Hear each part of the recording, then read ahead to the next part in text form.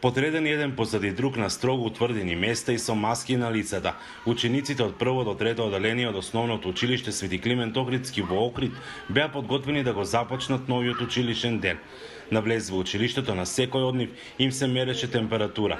За среќа никој немаше повисока од 37,4 степени, максимално утврдената граница до која секој ученик може да ја следи наставата. Првично имавме страв околу почнувањето на наставата.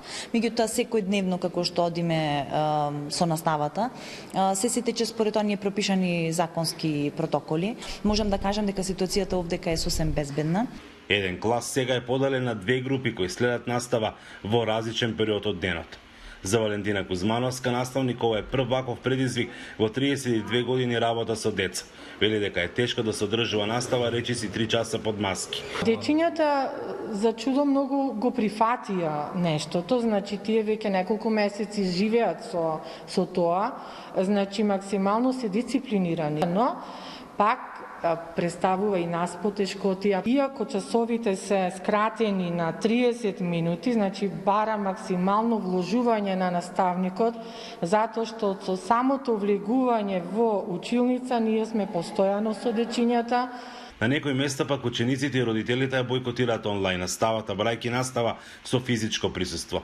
Во Струга и во други градови се одржаа и протести на средношколците, бараат да се вратат во училишните клупи, се до тогаш велат ке бојкотираат. Немој секој родител да му купат, имат на пример некои тројца, двајца деца, немој да купит 20-тројца компјутери. Ние не се слагаме дека се работи на онлайн настава. Туку нашата школа ги исполнува сите услови за физичко присуство.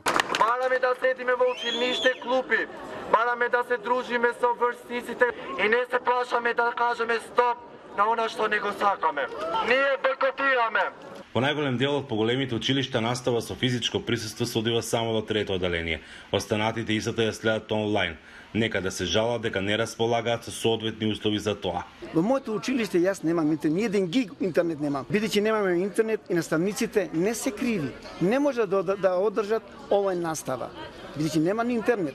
И со за жал, што не треба да го кажам и ова, имам голем број на наставници што немаат лаптопи. Властите ги повикуваат сите ученици да се приклучат на образовниот процес и да ги почитуваат мерките и одлуките на владата.